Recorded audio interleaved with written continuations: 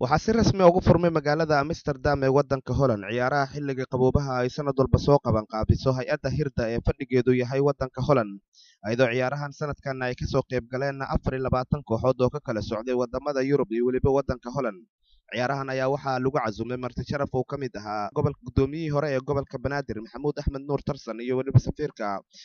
wadamada Benelux u fadhiya waddanka Soomaaliya Dr. Cali Fiqi ayadoo sidoo kale ciyaarahan daawashadooda ay kasoo qayb galeen dadweyne aad u fara badan.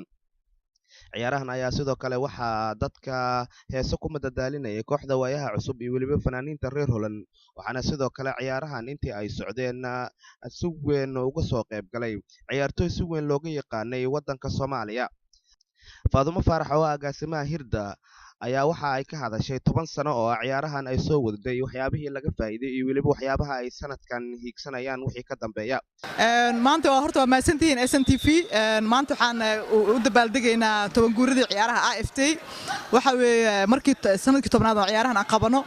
waa u jeedaa maanta 24 kooxood ay joogto oo ciyaaraha nagala soo qayb galay 8 kooxood oo kamid ah waxay ka yimaadeen wadamada Yurub oo kale oo aan Netherland ahayn maanta waxaan la joogaa dad badan oo marti sharaf ah oo Soomaaliyeed oo ayaga nagala soo qayb galay waxa kamid ah Maxamuud Nuur Tarsan kamid ah oo macna nin oo banooni ah oo sport ah oo fahmi kara macnaha ay leedahay maanta in halkan la isku imaado dhalinyarada ilaa hadda inta joogto waa 240 dhalinyaro ka qayb galaysa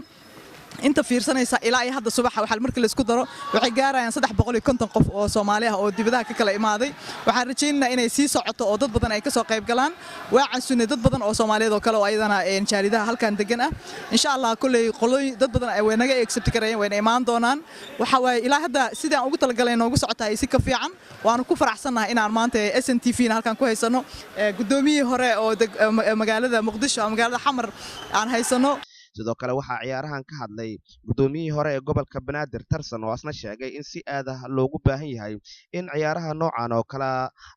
la badiyo si loo dhiirigeliyo isboortiga iyo weliba isdhexgalka bulshada. waxaa kaloo aad u mahadsan Faadumo Faarax organization-kan ay samaysay oo 10 sano arintan waday hawshay wado hawl sahlan ma dadka waxa laga yaabaa fiirsanahay baaxadda hawshan ay leedahay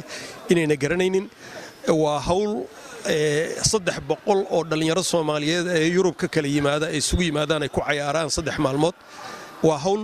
aad u weyn waxay la tahay 10kii sano aan soo dhaafnay wasaaraddeena isboortigu sanad ka mid ah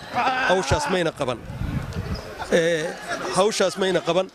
marka waa hawl weyn oo maaragtay hawl weyn weey oo runtii muujinaysa